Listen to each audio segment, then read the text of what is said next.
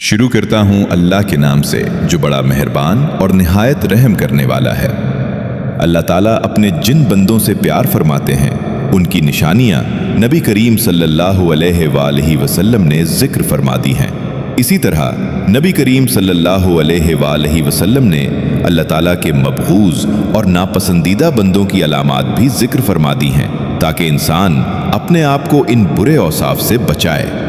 हज़रत अबू ज़र ग़िफ़ारी रज़ी अल्लाह ताला अन्हु से रिवायत है कि नबी करीम सल्लल्लाहु अलैहि वसल्लम ने फरमाया, 3 तरह के लोगों से अल्लाह ताला मोहब्बत फरमाते हैं, जबकि बाकी 3 तरह के लोगों से अल्लाह ताला नफ़रत फरमाते हैं।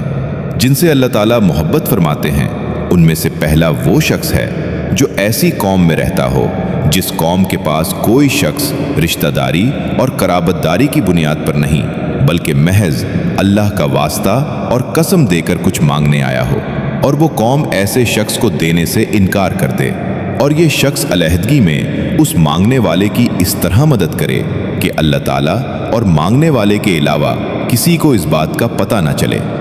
दूसरा वो शख्स जो किसी ऐसे काफले में शरीके सफ़र हो कि वो काफले वाले सफ़र की थकावट की वजह से रात को सो जाएं और ये शख्स अल्लाह की तरफ मुतवज्जे होकर आहुजारी और कलाम अल्लाह की तिलावत में मशगूल हो जाए। तीसरा वो शख्स जो ऐसे लश्कर में शामिल हो जिसको मैदान कारज़ार में शिकस्त हो गई हो, लेकिन ये शख्स भागने के बजाय सीना सुपर होकर आगे बढ़े, या तो कत्ल कर दिया जाए या फिर फतह व नुसरत उसके कदम चूम ले। नबी करीम सल्लल्लाहु अलैहि वसल्लम ने फरमाया, 3 तरह के लोगों से अल्लाह ताला नफ़रत का मामला फरमाते हैं। पहला वो शख्स है जो बूढ़ा हो जाए फिर भी जिना करे। दूसरा वो शख्स जो फ़कीर और तंग दस्त हो फिर भी तकब्बुर करे। और तीसरा वो शख्स जो मालदार हो लेकिन दूसरों पर जुल्म करे। पहला मबगूज़ तो वो शख्स है जो बूढ़ा होने के बावजूद जिनाकारी का मुर्तकिब हो। दूसरा मबगूज़ वो बंदा है जो तंग दस्त हो फिर भी तकब्बुर करे। कुरान और सुन्नत में मुतकब्बिर शख्स के बारे में बहुत सख्त वाइदे मज़कूर हैं। तकब्बुर करना वैसे ही बहुत बड़ा गुनाह है, लेकिन ऐसा शख्स जिसके पास असबाब तकब्बुर भी नहीं वो भी तकब्बुर करे तो अल्लाह रब्बुल इज़्ज़त की निगाह में काबिल नफ़रत बन जाता है।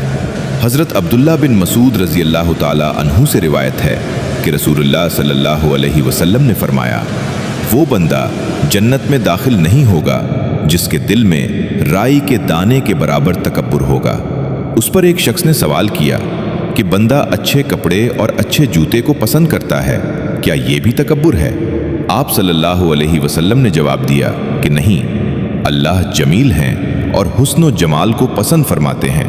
तकब्बुर ये है कि बंदा हक बात को कबूल ना करे और लोगों को जलील समझे।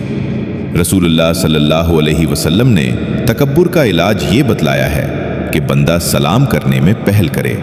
तीसरा मबहूज़ बंदा वो है जिसे अल्लाह ने माल दिया हो और वो जुल्म करे।